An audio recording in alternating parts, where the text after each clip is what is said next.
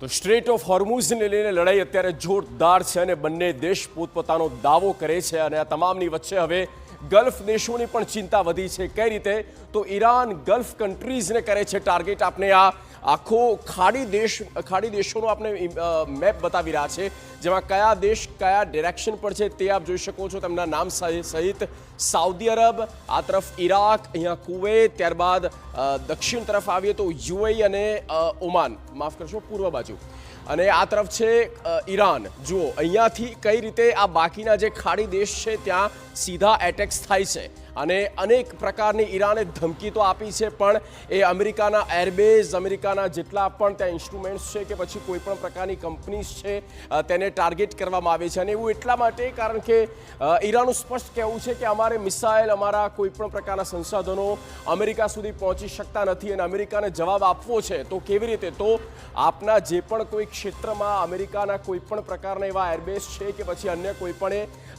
મિલકત છે, કેપિટલ છે, તો તેની ઉપર અમે કરીશું ટાર્ગેટ.